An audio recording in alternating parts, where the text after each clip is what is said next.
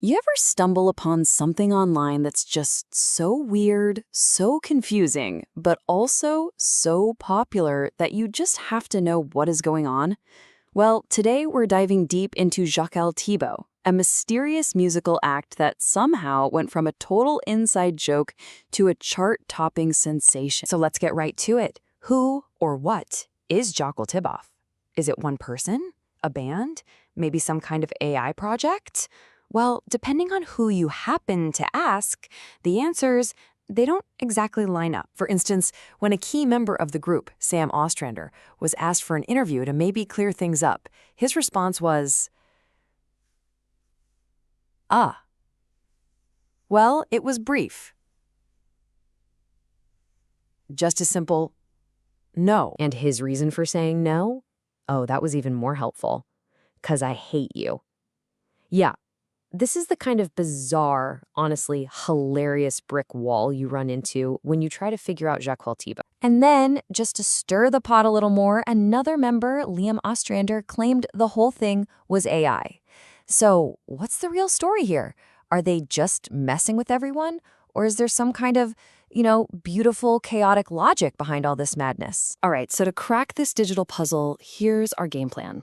We'll look at their completely bizarre rise to fame, how this whole thing accidentally started, the way the team came together, the insane story of their one-night album, and finally, what could possibly be next for them. Okay, first things first, let's just establish how huge this project, which seems like total nonsense on the surface, has actually become. Believe it or not, this isn't just some niche internet joke.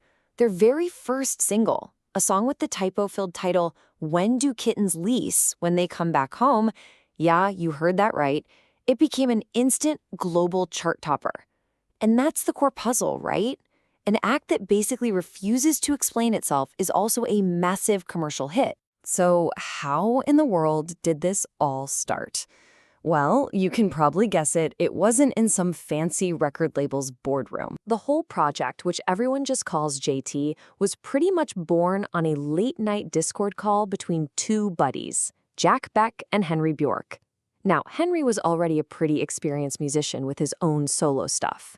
But this was something totally different. It all started with a picture, no joke.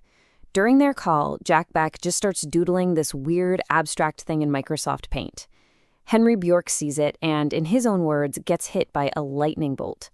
He just knew it had to be an album cover. He even told Jack to keep the typos in the title just to make it more mysterious. And these guys, they moved fast. I mean, the first single dropped in February 2025. Just 2 months later, they put out a whole 5-song EP. And then get this, only 2 days after that, a brand new single was out. This was not some big planned marketing thing. This was just pure chaotic creativity. A great example of their style is the track Red Eye Berry. They took a sample from a genuinely creepy Minecraft horror mod, but they flipped it completely and turned it into one of their most beautiful and popular songs.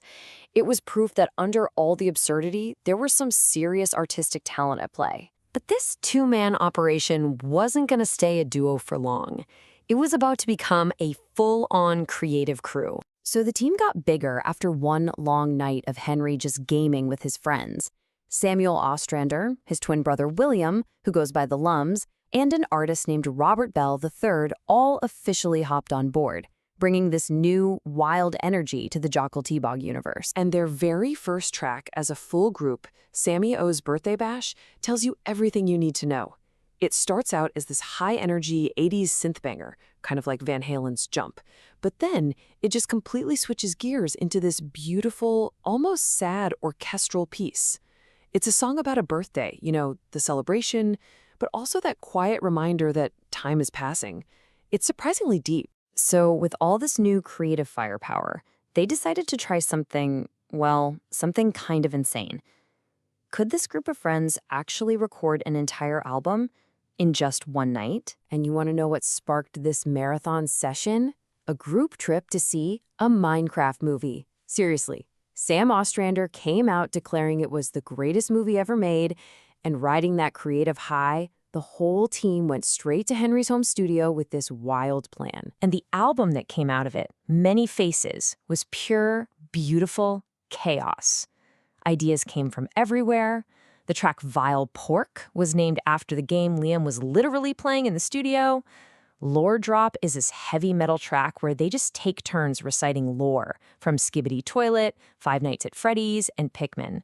It's like a direct IV drip of internet culture. But then you get to a track called Dialing, which Jack Beck wrote, and out of absolutely nowhere, this incredible pro-level saxophone solo kicks in.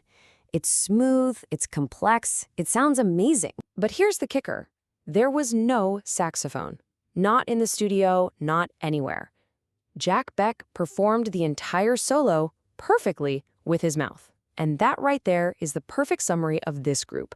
Legitimately talented, but also hilariously clever about it. And the fans ate it up.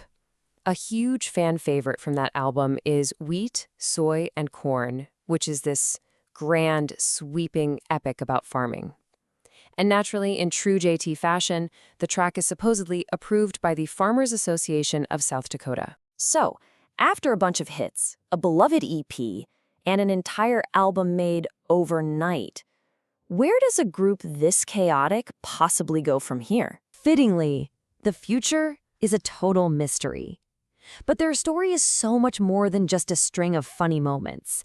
It really is a perfect snapshot of what creativity can look like in the internet age.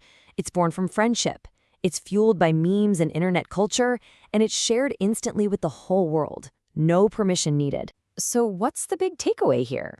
Is Jaucquel Tibough showing us the future of how music will be made? Or was it all just a beautiful, chaotic, lightning in a bottle accident that we all got to see? You know, maybe it's a little bit of both.